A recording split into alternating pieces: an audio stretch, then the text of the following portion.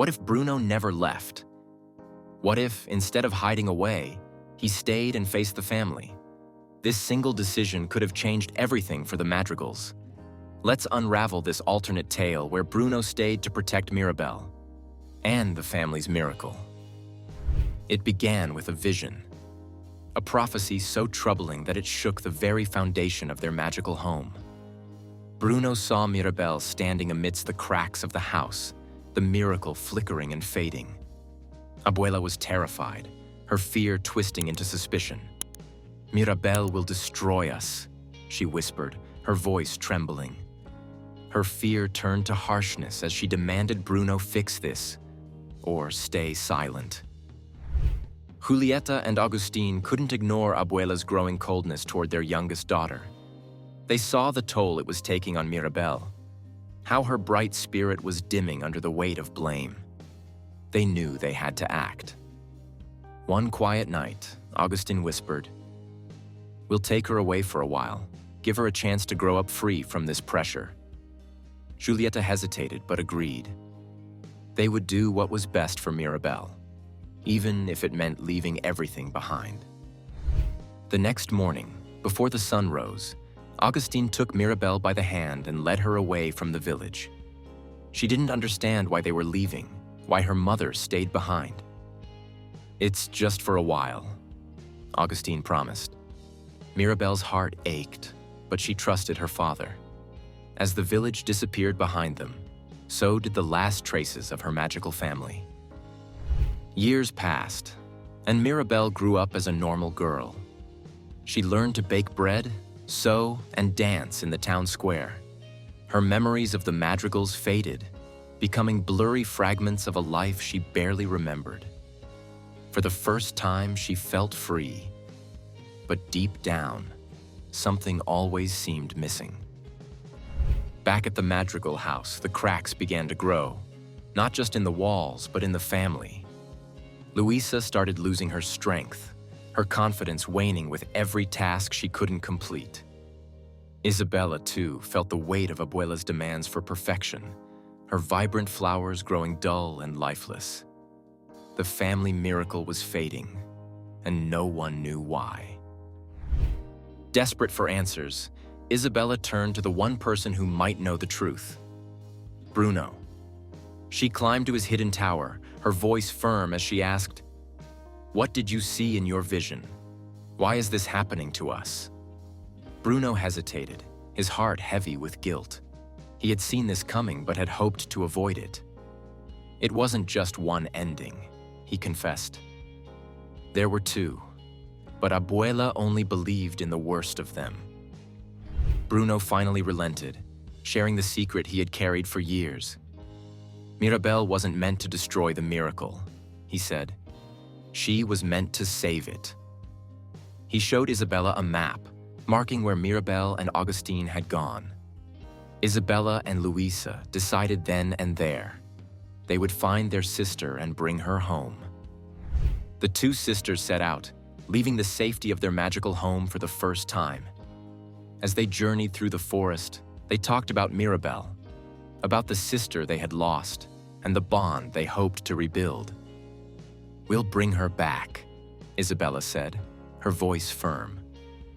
"Together, we can save our family." In a quaint village nestled between rolling hills, Mirabel had built a simple yet fulfilling life. She spent her days weaving vibrant textiles, her fingers dancing over the loom, creating patterns that echoed a past she couldn't fully recall. One afternoon, as the sun cast golden hues through the shop's windows, the bell above the door chimed softly.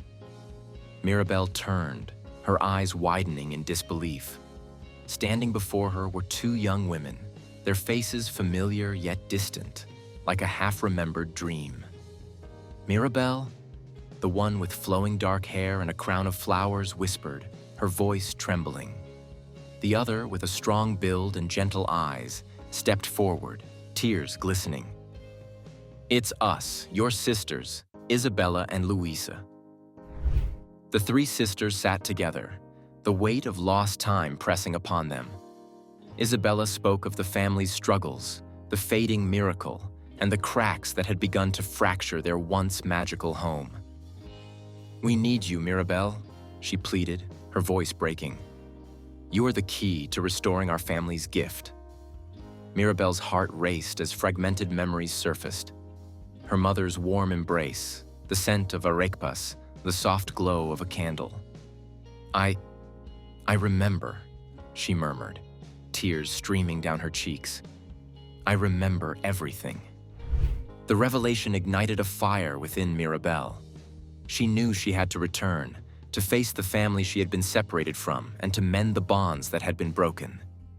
With a determined heart, she packed her belongings, each item a token of the life she had built and the journey she was about to undertake. "Let's go home," she said, her voice steady as her sisters stood by her side, ready to embark on the path to healing. As they approached the madrigal house, Mirabelle's breath caught in her throat. The once vibrant casita now stood weary. Its colors faded, and cracks marred its walls. The magic that once flowed through its very foundation seemed to have ebbed away, leaving behind a hollow shell of its former self. "This is what we've become without you," Louisa whispered, her voice heavy with sorrow.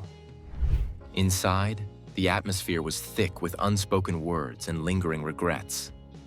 Abuela stood at the center, her once commanding presence now overshadowed by the weight of her decisions. Mirabelle stepped forward, her gaze unwavering. "Abuela, we need to talk," she began, her voice echoing through the silent room. "Our family is falling apart, and it's because we've lost sight of what truly matters. Each other." Abuela's stern facade crumbled as tears welled up in her eyes. "I was so blinded by my fear of losing the miracle that I forgot what it was all for," she confessed, her voice trembling. "I forgot that our true gift is our family." She reached out, pulling Mirabelle into a tight embrace. "Can you ever forgive me?" Mirabelle's heart swelled with compassion. "Yes, Abuela. Together we can heal." With newfound unity, the madrigals set to work, their hands and hearts collaborating to restore their home. Laughter resonated through the halls as they painted walls, mended cracks, and shared stories of resilience and love. The casita responded to their harmony, its colors brightening and the magic slowly rekindling within its walls. As the final touches were made, the family gathered around the candle, the heart of their miracle. Its flame flickered, then blazed brightly, casting a warm, golden light that enveloped them. The house shimmered, the magic weaving through every brick and tile, restoring the casita to its former glory. The madrigals stood together, their bonds stronger than ever, their hearts alight with the true miracle of family.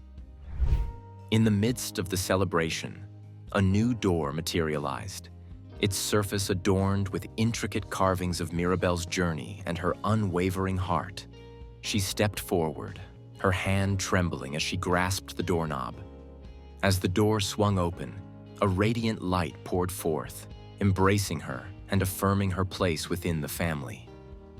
Mirabelle had finally found her gift, the gift of bringing her family together. And so, the madrigals learned that their true miracle wasn't in their individual gifts, but in their unity and love for one another. Thank you for joining us on this reimagined journey of What If Bruno Hadn't Left? If you enjoyed this story, please like, share, and subscribe. Fairy Tale HQ for more enchanting tales. Until next time, remember, the greatest gift is family.